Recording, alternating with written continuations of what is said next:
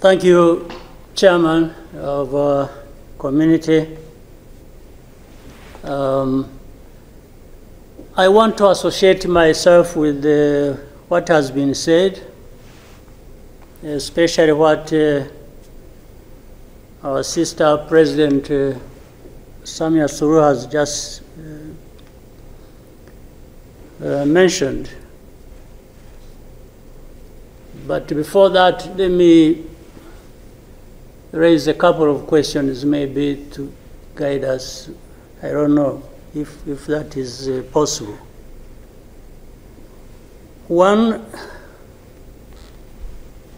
is there anybody among us who did not see this coming?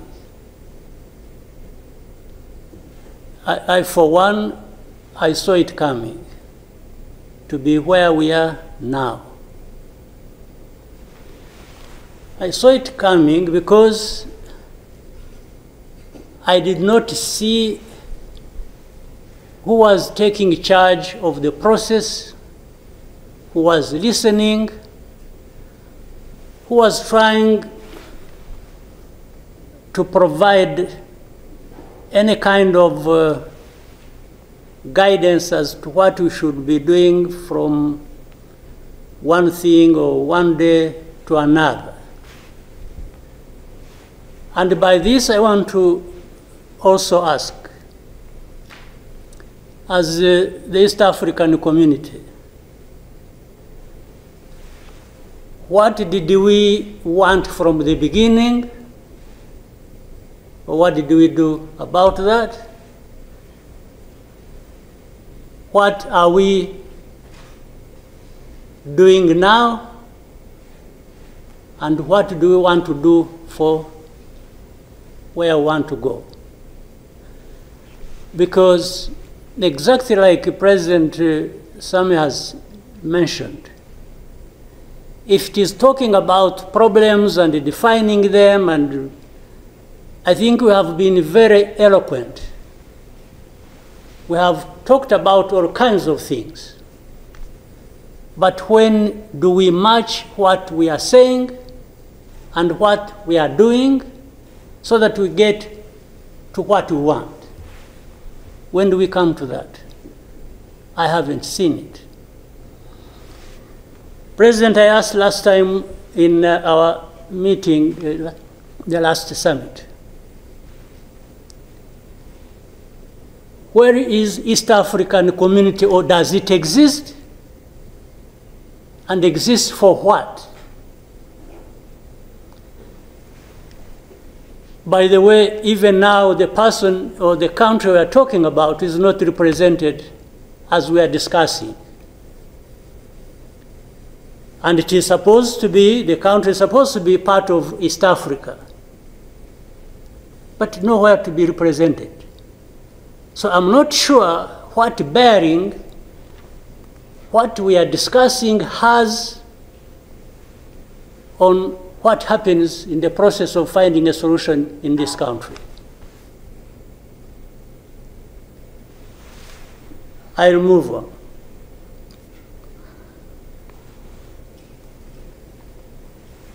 The conflict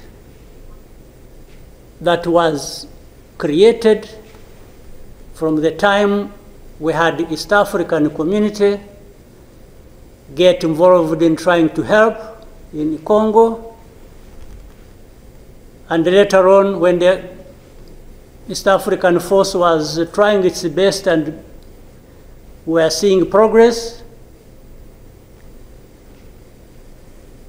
Tshisekedi decided they are not doing what he wanted and went to SADC. SADC agreed they would come and do what he wanted and sent everybody packing. And that we complied and kept quiet. What really did we expect to come out of this?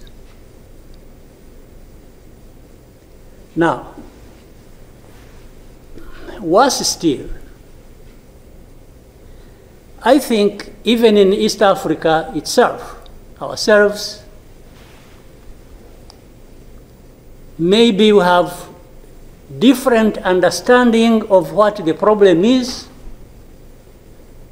and we have never come together to agree or even disagree and find a way to come together finally to do what we ought to do to deal with this problem. Or we simply decided, each country, to move on its own with a different agenda arising out of involvement or whatever in Congo, and that was enough. If your interests were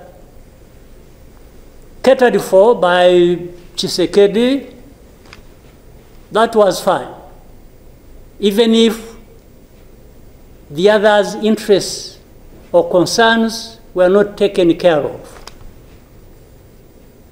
You can imagine, therefore, what chaos comes out of that kind of situation. We are, on one hand, assuming or pretending we are coming together over an issue and trying to find a solution, while at the same time, each country is pulling in its own direction, different from the others. This is the fact of the matter. Now, but even if we were doing everything right, all of us, nothing is going to come out of it until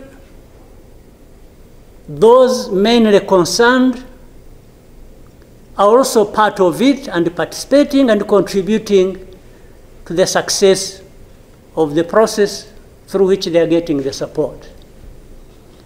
But if the parties decide or accept to be manipulated, because, and by the way, that's exactly what happened.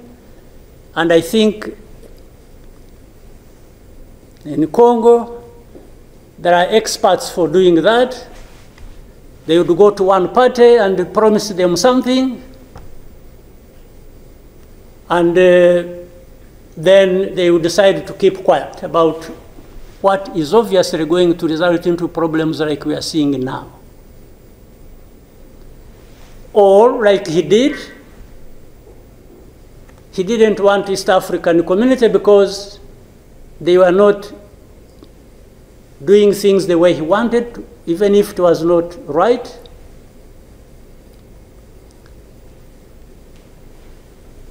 He got rid of them and he decided to bring in SADC. SADC was, without any question, coming to assist Tshisekedi to fight alongside FDLR, these murderers of our people here in this country, to fight against mercenaries, and to have Burundi on ethnic political basis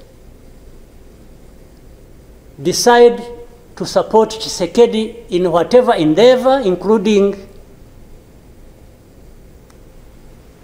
exactly doing what those murderers did to our people and what they are doing in Eastern Congo. They have displaced people, they have killed people, they have persecuted them on a daily basis for who they are. We have refugees here who have been here for the last 20 plus years, just dislocated from Congo and sent to Rwanda because they say these are ethnic Tutsis and therefore they belong to Rwanda, they don't belong there. And everybody is around. I don't know how many entities we have in Congo, honestly. We have MONUSC, we have some DRC, we have mercenaries, we have Burundi, we have FDLR that has joined them, and everybody is there watching this thing, and we pretend it's like we don't understand what has been going on for all these years. And then when things like this of last week erupted, we behave like we are surprised or we are concerned about humanitarian crisis, about this and that. Isn't persecuting and killing people and displacing them part of that humanitarian concern? So, as East Africans, we sit here and then do what about it? For the last 2 days, on Monday and today this morning, I spoke with the President of South Africa, who sought me out to speak with me on this matter because of their involvement in Eastern Congo. And he's also there pretending to be playing a peacemaker role.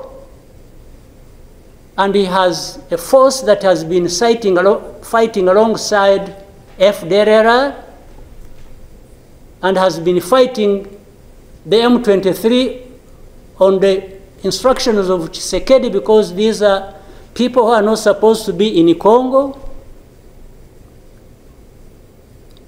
that these are from Rwanda, or the M23 are not Rwandans, please.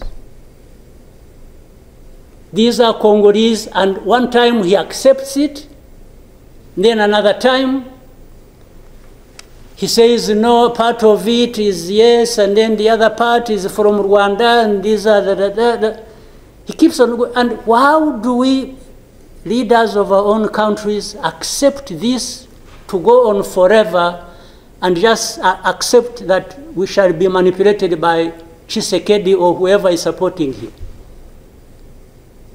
And South Africa dares even issue threats about what is likely to happen after that, and so on and so forth.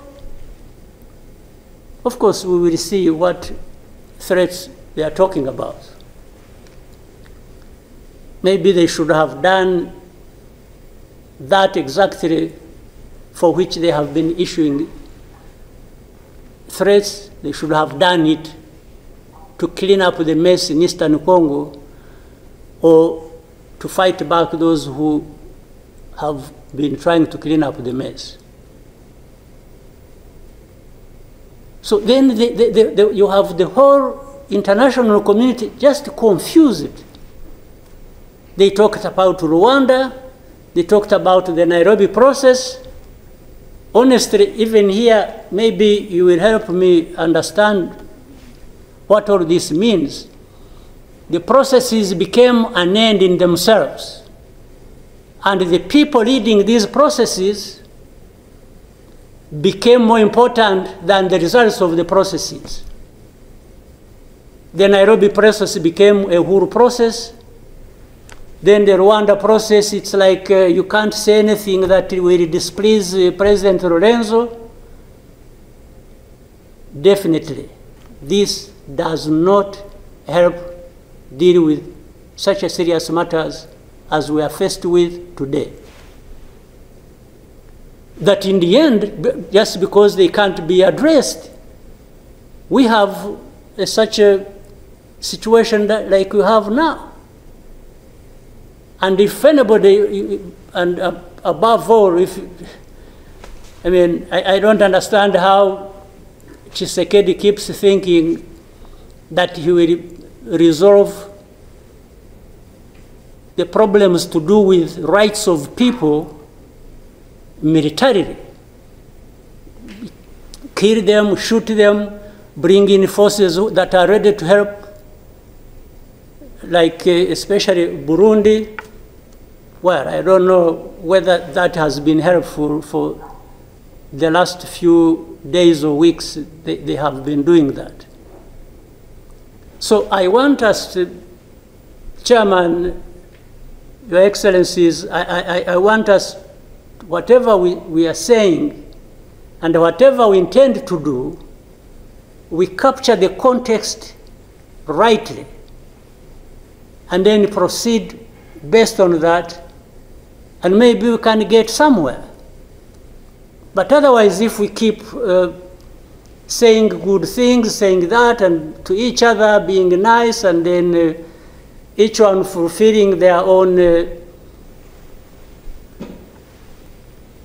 interests other than others' interests, the common interests we have as East Africans, then I don't see how we are going to contribute effectively to finding a solution.